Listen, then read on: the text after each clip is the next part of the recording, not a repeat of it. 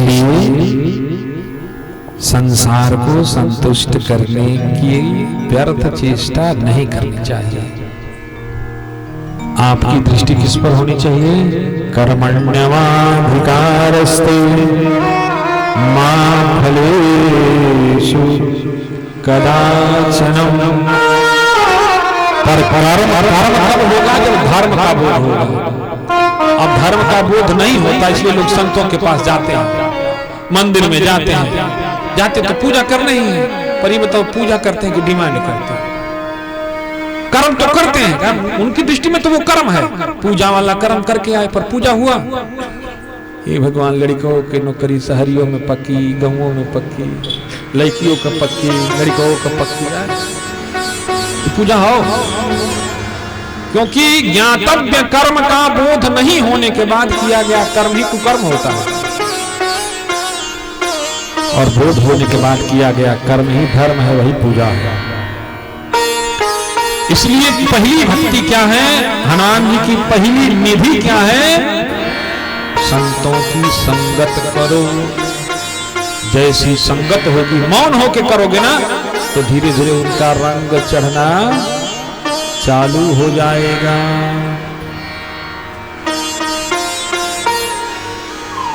तो प्रथम भगति संतन कर संग। हनुमान जी की कृपा से उनकी पहली निधि प्राप्त करनी है तो क्या करो? संतों का संग करो। पर संग कैसे करो? सुना कि नहीं? अरे आजकल तो लोग अपनी बात को भी नहीं सुनते, तो संत की कौन?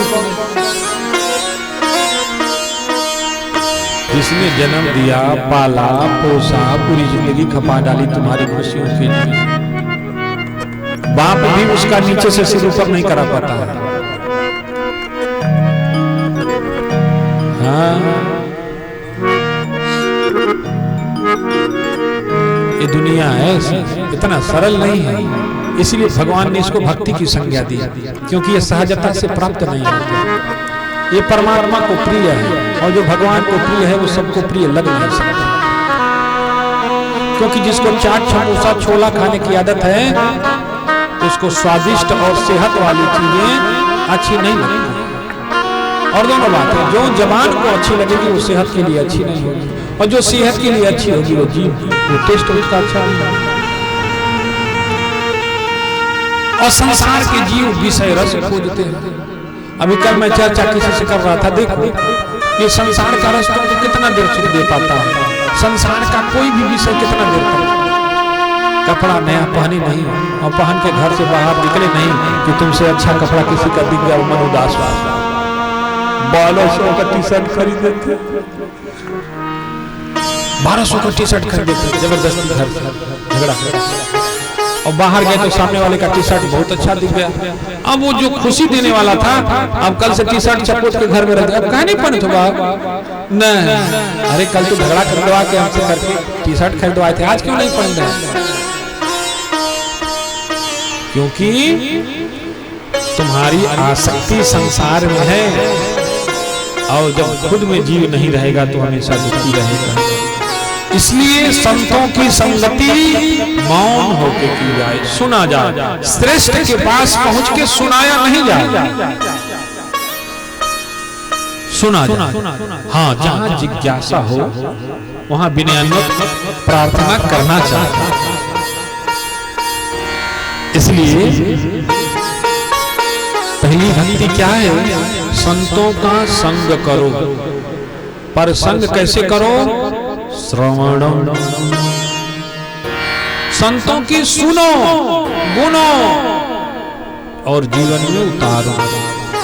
अगर उतारने का यत्न करने लगे तो सहजता धीरे धीरे उस पर तुम्हारे ऊपर उसका प्रभाव दिखना चालू हो जाएगा। दूसर कथा प्रसंगा,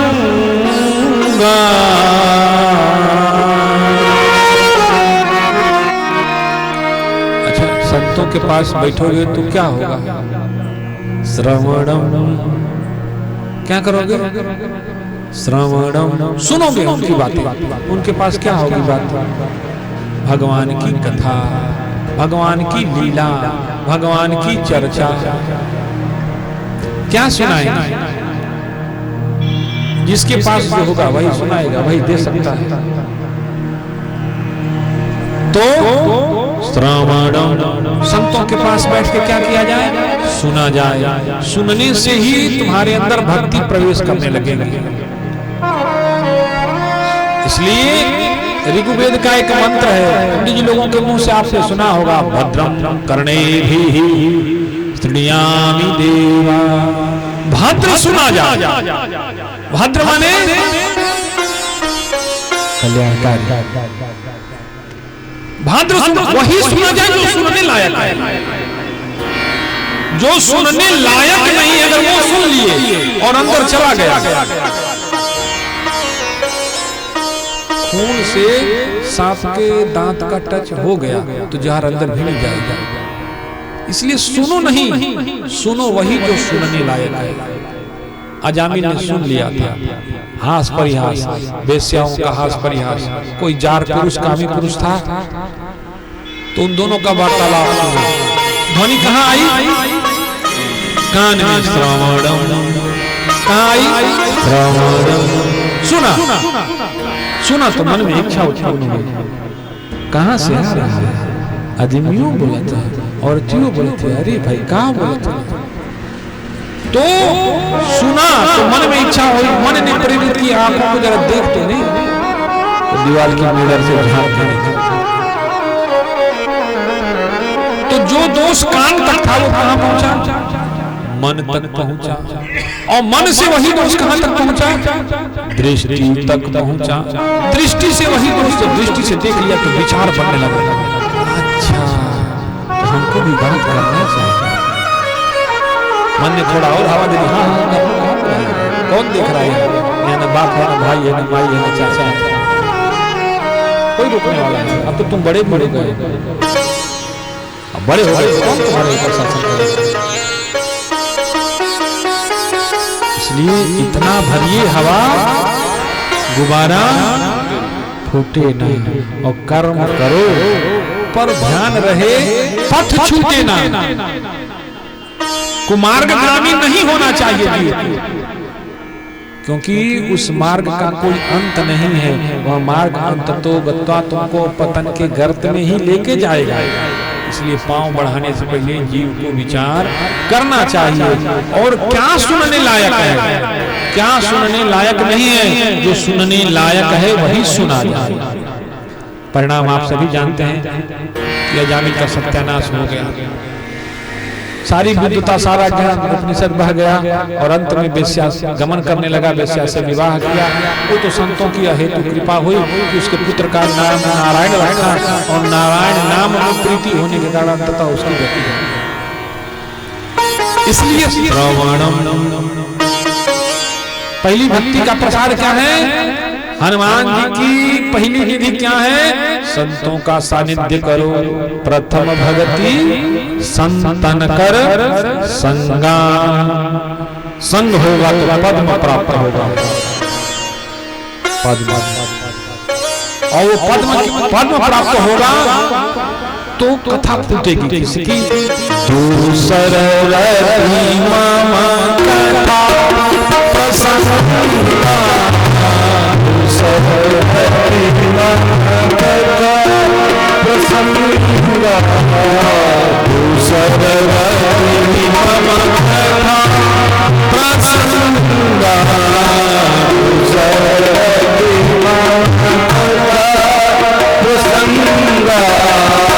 बाबा कहते हैं कि दूसरा कार्य क्या होगा? संतों का सानिध्य प्राप्त करने से कथा प्रसंगों में रति प्रीति उत्पन्न हो जाएगी। क्या होगी? अच्छा, जिसको भगवान की कथा से प्रीति उत्पन्न हो जाएगी वो क्या करेगा? कीर्तनम श्रवणम, इसके बाद कीर्तनम। अब कथा से प्रीत हो गई तो वो चाहे यहाँ बैठेगा, चाहे गाय के थन से दूध निकालेगा, चाहे खेत में बरसीन काटेगा, और चाहे दुकान पर बैठ के कपड़ा बेचेगा, चाहे किराना का सामान बेचेगा, वो क्या करता रहेगा? मन ही मन गुनगुनाता रहेगा, भगवान से ही अपने चिंतन को जोड़ के रखेगा। तो अब क्या प्राप्त हो गई हनुमान जी की दूसरी निधि? महापद्मा। महापद्म क्या है? निरंतर भगवान का कीर्तन ही क्या है? महापद्मा है। क्योंकि दूर बढ़ गई, किससे बढ़ गई? भगवान से बढ़ गई। जहां ले चलोगे वहीं मैं चलूं,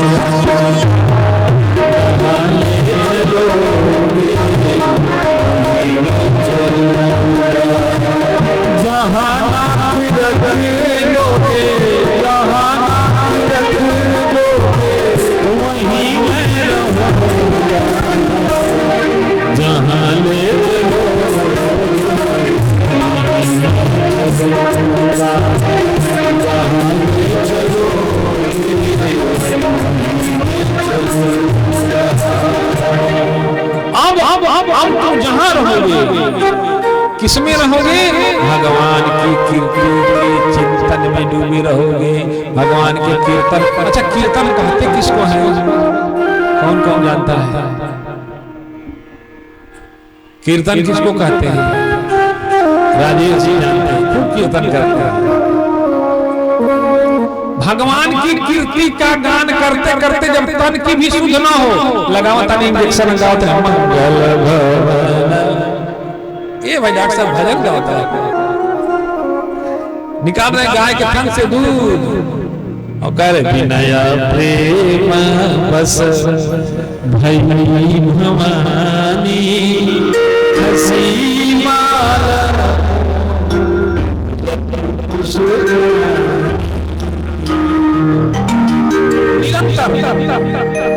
हरि भगवान की कीर्ति का दान करते करते जब तन की भी सुध क्या होगा तुम्हारे?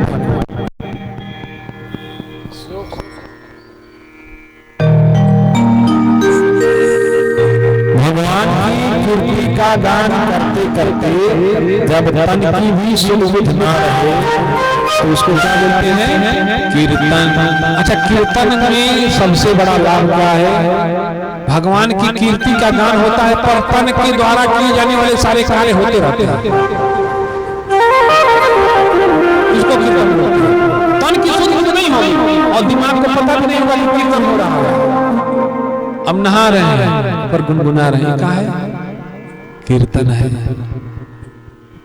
काम कर रहे हैं, लिख रहे हैं, किताब पर देख के लिख रहे हैं, और तान छिड़े ऐसी तो से लाला बनवारी कि मैं तो तुम्हारी हो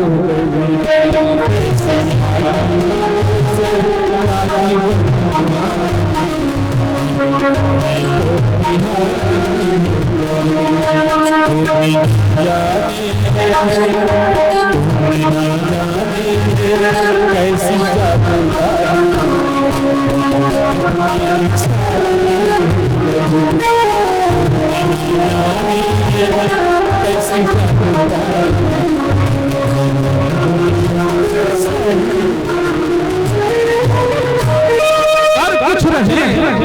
पर शुद्ध कुछ नहीं। चिंतन कहाँ है? भगवान की कीर्ति में। इसको क्या बोलते हैं? कीर्तन। और जब ये स्थिति हो जाए तो हनुमान जी की दूसरी विधि क्या हो? महापद्मा। ये प्राप्त समझो। महा मतलब होता है अग्नि। अब भगवान की कीर्ति का गान होने लगा ना, तो जो अग्नि है वो विषयाग्नि जो है, या भगवान के नाम की जो अग्नि है, वो सारे विषयों को, सारे विचारों को जला के क्या कर देगी? क्या करेगी? अग्नि का काम क्या है? जलाना, भस्म कर देगी। तो महा जलाया तो बच गया क्या? महापद्मा श्रवणम। प्रथम भगति संतन कर संगा, संतों की संग किया तो क्या प्राप्त हुआ? श्रवणम। करो तो क्या करो, सुनो दूसरे पायदान पर कथा प्रसंगा सुनोगे तो भगवान की कथा से, भगवान की चर्चा से प्रीति उत्पन्न हो जाएगी, और प्रीति उत्पन्न हुई कि तुम गुनगुनाने लगोगे, तन का सुख नहीं रहेगा। संत रविदास कहते हैं कि जिह्वा भजे हरि नाम नित, क्या करते थे, गीता गाते थे, और हस्त करे और भय रविदास चिंत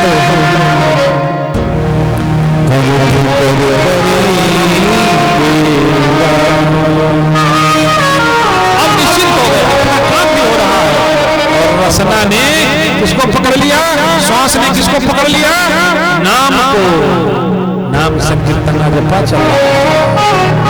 और कभी कभी समुद्र में जैसे ज्वार आता है, भावनाओं का वेग चढ़ा तो जबान पर दिया जाता है अंदर वाला नाम।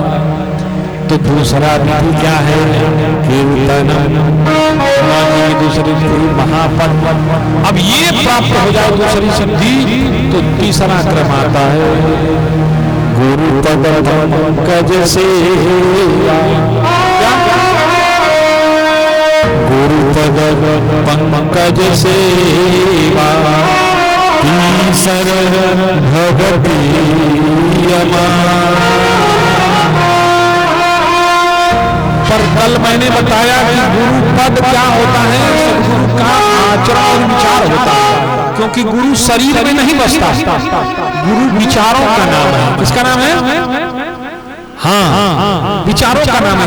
तो जिसने सदगुरु के विचारों को पकड़ लिया, समझ लो सदगुरु को पकड़ लिया।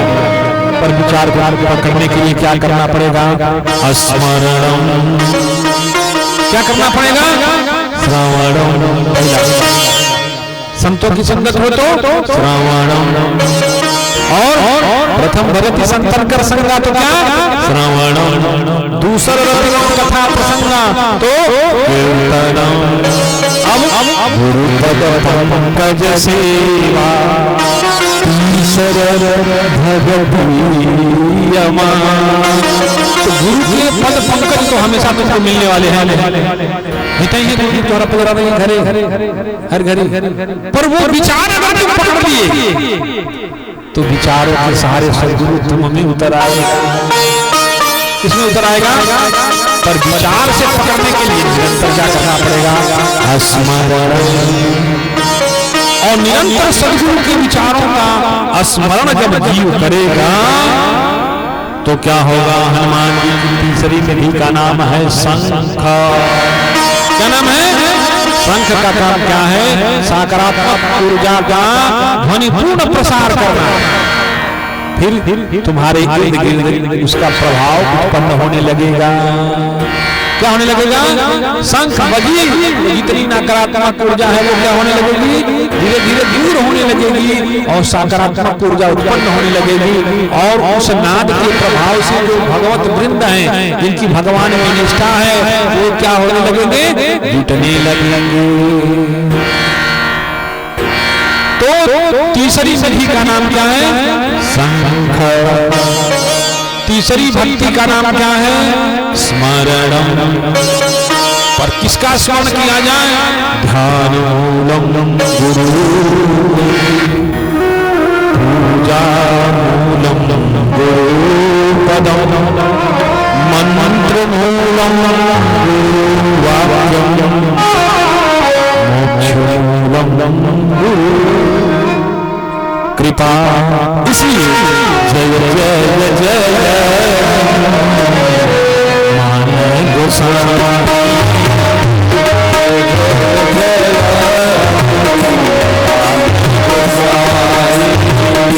जय जय जय जय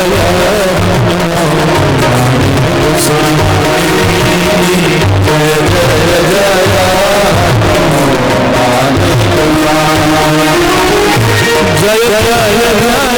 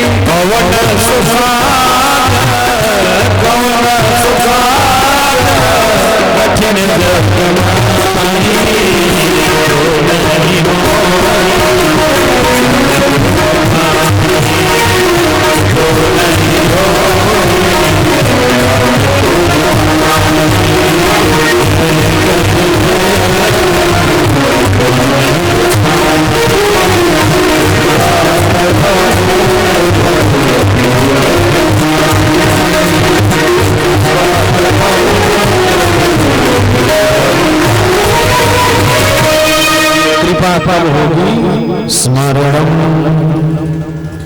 क्या स्मरण किया जाए? आजकल तो लोग गुरु जी जो मंत्र देते हैं वो भी नहीं याद रहता। वो गाली दे तो भूलेंगे नहीं, किसी से झगड़ा कर ले तो भूलेंगे नहीं।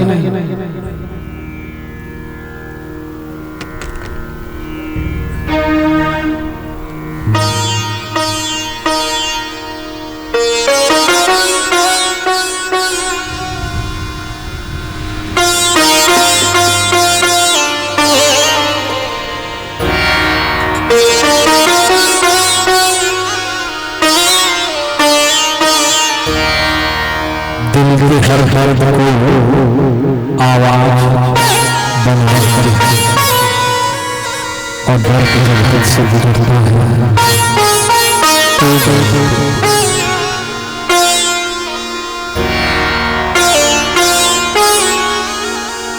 तो हनुमान जी की तीसरी निधि का नाम क्या है? शंख। कब तीसरी निधि प्राप्त होती है? जब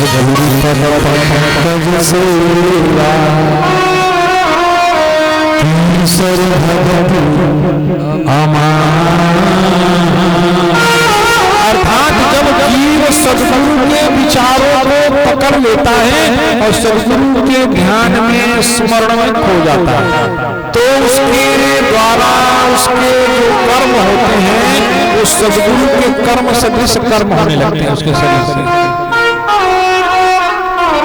अर्थात शिष्य में ही गुरु और पुत्र में ही पिता उतर आता है, जैसे तार में बिजली उतर आता है। फिर भेद नहीं रह जाता जीव शिव का, फिर भेद नहीं रह जाता आत्मा परमात्मा का, क्योंकि आत्मा विजायते पुत्र, आत्मा ही पुत्र के रूप में स्वतः पिता ही पुत्र के रूप में उत्पन्न हो जाता है, गुरु ही स्वतः शिष्य के रूप में प्रकट हो जाता है। जैसे तार में बिजली ही स्वतः बिजली के रूप में प्रवाहित और प्रसारित हो जाता है। पर्व पर्व होगा स्मरण। किसका स्मरण किया जाए? ध्यान मूलम गुरु गुरुति। इसके बाद चौथी निधि का नंबर आता है, तो चौथी निधि का नाम है मकर। कब प्राप्त होगी? जब चौथी भक्ति प्राप्त होगी। और चौथी भक्ति क्या है, कैसे प्राप्त होगी?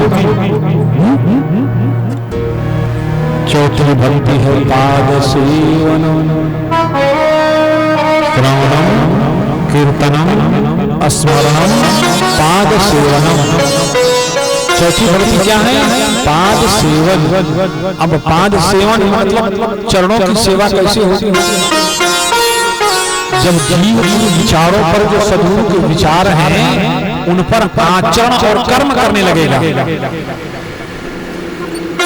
तो अब देखो, अगर चरण की सेवा होगी तो गुरु जी का पैर दबाता, पर किसकी सेवा करें? आचरण की, गुरु के विचारों की, और उस विचारों का प्रचार प्रसार, विचारों की सेवा, विचारों पर जीवन जीना, विचारों के सांचे में खुद को ढालना, उस विचारों की मर्यादा में खुद को बांध के रखना। ये क्या है? पाद सेवनम। पाद सेवनम, गुरु पद पंकज सेवा, तीसर भक्ति अमान। अब चौथी भक्ति, चौथी भक्ति मम गुण गना, करही कपट।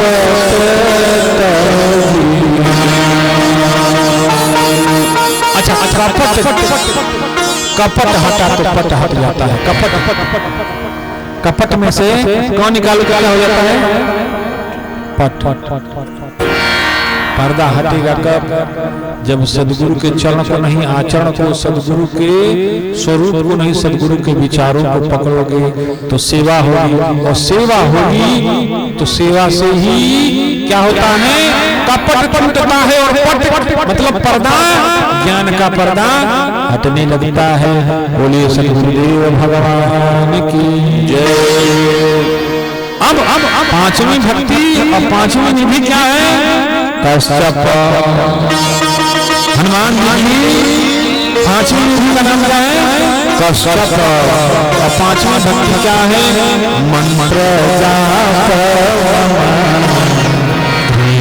विश्वास।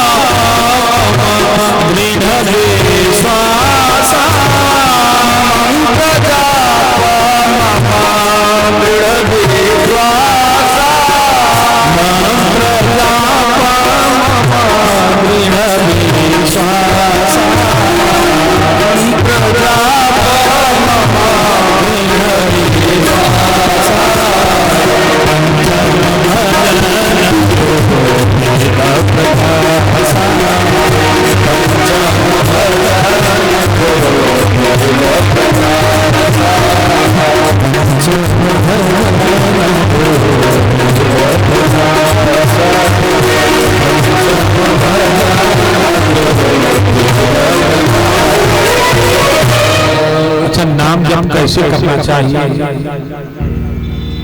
खूब तेज से, जल्दी जल्दी। हनुमान जी की पांचवी निधि का नाम है कश्यप, कछुए की तरह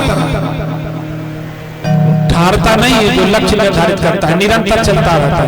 खरगोश कछुआ के दौड़ की कहानी बचपन में कितने लोगों ने पढ़ा? जीत किसकी हुई? क्योंकि ये दौड़ है जन्म से लेकर मृत्यु तक की। बहुत तेज दौड़ोगे तो थक जाओगे, छूट जाएगा। इसलिए जो करते रहोगे भजन धीरे धीरे कछुए की तरह तो मिल जाएगा वो सजन धीरे धीरे।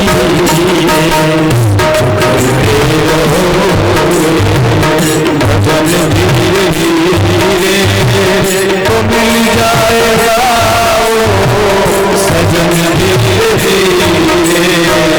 अगर प्रभु से मिलने की है तमन्ना, प्रभु से मिलने की मन में तमन्ना, अगर प्रभु से मिलने की है दिल में तमन्ना, अगर प्रभु से मिलने की है दिल में तमन्ना, है दिल में तमन्ना, दिल में तमन्ना, प्रभु से मिलने की है दिल में तमन्ना, प्रभु से मिलने की है दिल में तमन्ना। कछुए की तरफ निरंतर चलते रहो तो अगर प्रभु से मिलने जो करते रहो जब धीरे धीरे करते रहो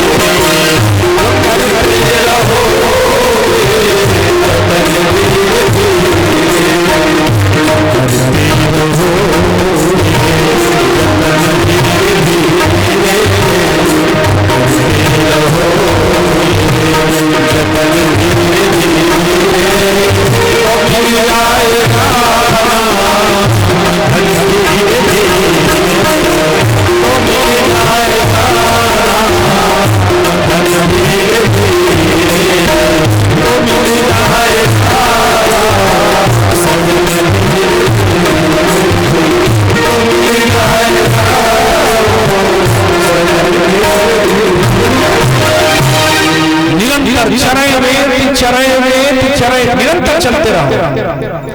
नाम जप इसीलिए जो महापुरुष होते हैं कहते हैं इसको श्वास पर जपो,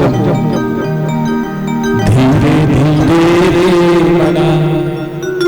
धीरे ते कछु हो, माली सींचे सौ घड़ा रुत आए फल हो। धीरे धीरे निरंतर प्रयास करते रहो, पर थको मत, बैठो मत। आज को कल कर लेंगे, आज नहीं करेंगे, परसों करेंगे, अभी व्यस्त है, विवाह है, अभी व्यस्त है, दुकान करना। श्वास आ रही है तो कौन सा तुम्हारा कुछ लग रहा है? श्वास पर निरंतर साधते रहो, हरि नाम जपते रहो। इसलिए वो स्वामी तुलसीदास जी कहते हैं कि पांचवी भक्ति क्या है? मंत्र जाप मम दृढ़ विश्वासा, पंचम भजन जो वेद प्रकाशा। और पांचवी भक्ति है क्या? श्रवणम कीर्तनम स्मरणम पाद सेवनम। अब इसके बाद क्या है? अर्चनम। अर्चना पूजा। पूजा क्या है? पूजा क्या है? आपका जो इष्ट है, जो आराध्य है, आप जिससे प्रेम करते हो, उसके प्रति निरंतर पूज्यता और श्रद्धा का भाव रखना ही पूजा है। पूजा इंद्रियों से नहीं होती। पूजा तो एक पूज्यता का तो एक भाव है, जैसे घृणा का एक भाव है, निंदा का एक भाव है, ऐसे ही पूज्यता का भी एक क्या है? भाव है। आप जिससे प्रेम करते हो, जिसको पूज्य मानते हो, उसके प्रति वो पूज्यता का भाव स्वतः उत्पन्न हो ही जाएगा। ये क्या है? अर्चनम। अब इसके बाद श्रवणम कीर्तनम स्मरणम पाद सेवनम अर्चनम। अब इसके बाद क्या आ गया? छठी भक्ति वंदनम। और गोस्वामी तुलसीदास जी कहते हैं कि छठवीं भक्ति क्या है? सत समशील विरत बहु कर्मा, निरत निरंतर सज्जन धर्मा। मतलब निरंतर एक क्षण के लिए भी उससे अलग नहीं। सज्जनता के धर्म का पालन करना। सज्जन पुरुषों का क्या धर्म है? क्योंकि उनका जो धर्म है वही संसार के समस्त जीवों का धर्म है। और धर्म क्या है? प्रमाण गोस्वामी तुलसीदास जी कहते हैं कि ये ही तान कर दिशयन भाई,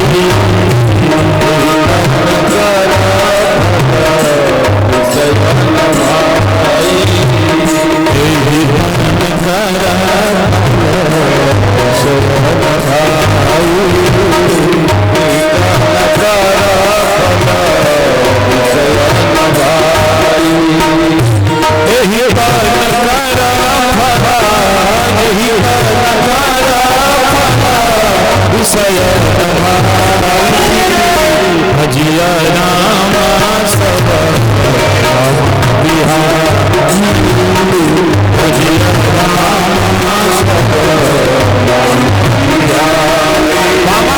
भजन करो, सारी कामनाएं छूट जाएंगी, या सारी जो धर्म सम्मत कामनाएं हैं वो पूरी हो जाएंगी। जो सांसारिक कामनाएं हैं भजन करते करते वो क्या हो जाएंगी? छूट जाएंगी। और जो धर्म सम्मत कामनाएं हैं वो भजन करने से ही पूरी हो जाएगी। दर भटकना नहीं पड़ेगा। अब ये छठवीं भक्ति अगर प्राप्त हुई तो हनुमान जी की छठवीं निधि क्या है? मुकुंद। ये प्राप्त होगा। भक्ति का खजाना है हनुमान जी के पास। अब इसके बाद सातवीं भक्ति और हनुमान जी की सातवीं निधि। सातवीं निधि का नाम है मुकुंद। सातवीं भक्ति क्या है? सातवीं भक्ति क्या है?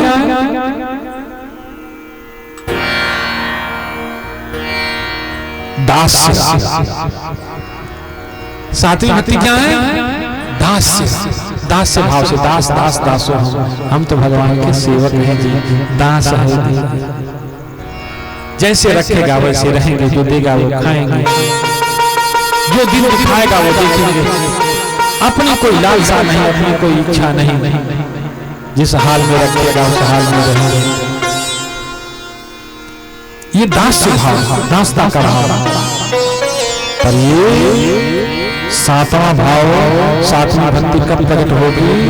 सातवां सम मोहि मैं जग देखा और मोते अधिक संत कर लेखा। ये संपूर्ण सृष्टि को भगवान का जो विराट स्वरूप मान के देखेगा, संपूर्ण सृष्टि को जो भगवान का विराट वपु शरीर मान के देखेगा, सब में भगवान देखेगा। और सब में देखते हुए संतों को भगवान के सदृश, भगवान का प्राण मान के जो देखेगा। तो ये क्या है? भगवान की सातवीं भक्ति। ये कब होगा?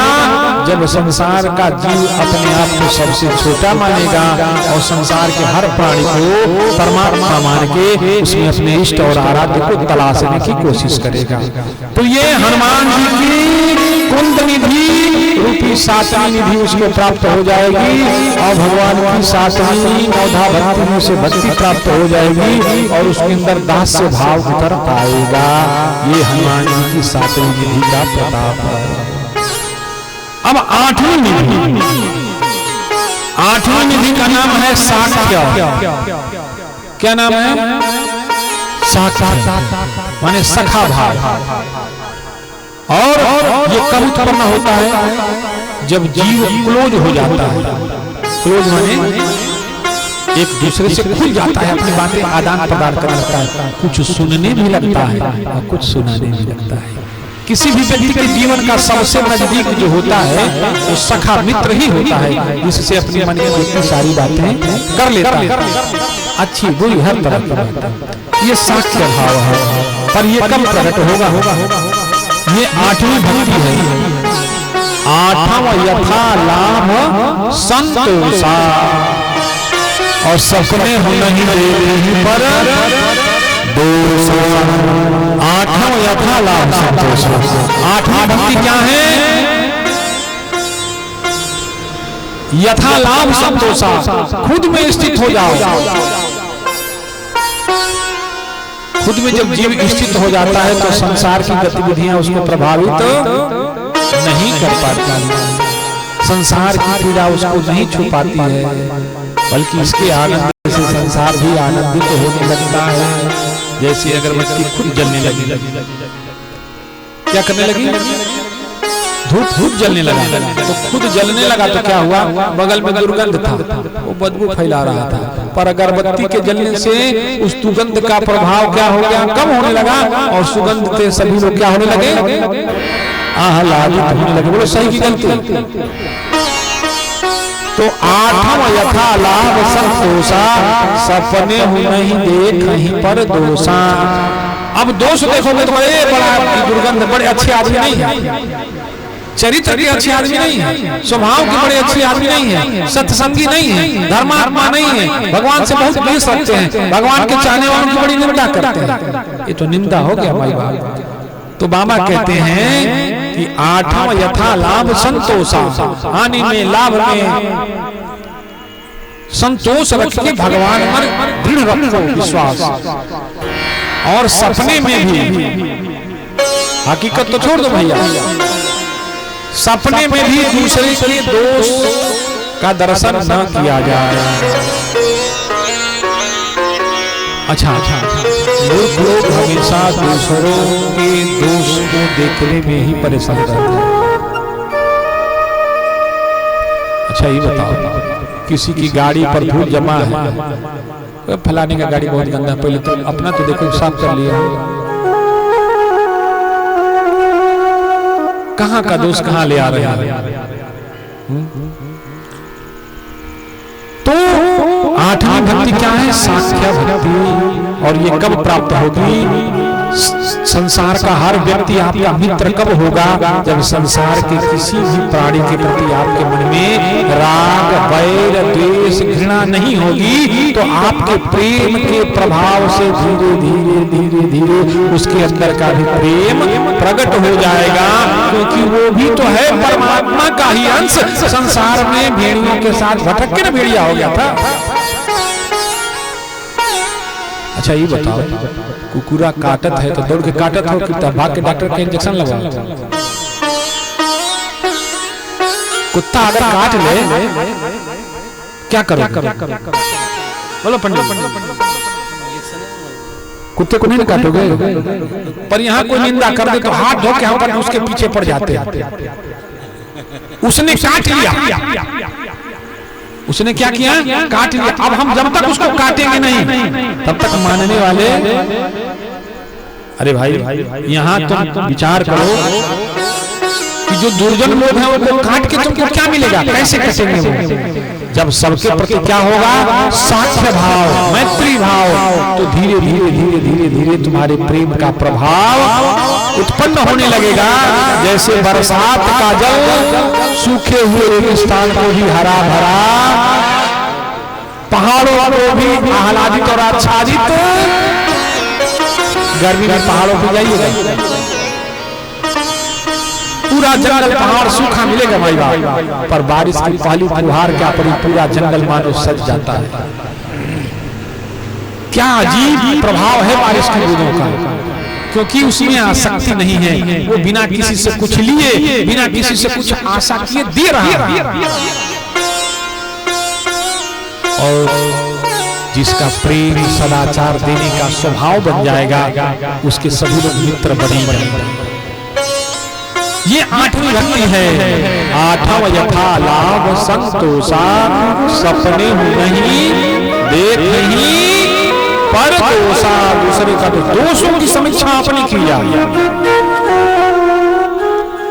दोषों की समीक्षा अपनी की जाए, औरों में गुणों की समीक्षा की जाए, औरों का गुण ग्रहण किया जाए और अपने दोषों को देखा जाए, उनमें सुधार किया जाए। अब नवमी भक्ति बाबा लिखते हैं कि नवमा सरल सब संछल, नवमा सरल सब संछल, ममा भरोसा मदीना,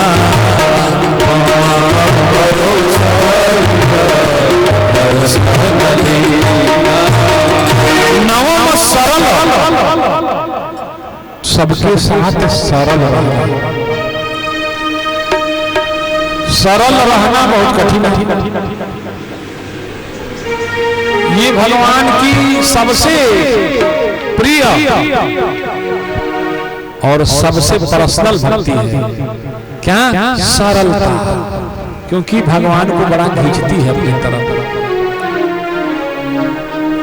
निर्मल मन जन सो मोही भावा जा, पावा जा सुकपट छल छिद्र न भावा। जिसका मन निर्मल होगा, जिसका स्वभाव सरल होगा, वो भगवान के ना चाहते हुए सहसा अपने बन जाते हैं, या भगवान के चित्त को बड़े वाले चुंबक की तरह खींचने लगते हैं। अब भगवान बार बार भगवान का चित्त उसी भगत पर खींचा जाता है, उसकी सरलता पर, उसकी सहजता पर, उसकी उदारता पर। जैसे सहज और सरल बालक को देख करके माता हजार काम छोड़ के उसके पीछे दौड़ती है, ऐसे परमात्मा सहज और सरल भक्तों के लिए 24 घंटे उनके पीछे ही लगे रहते हैं।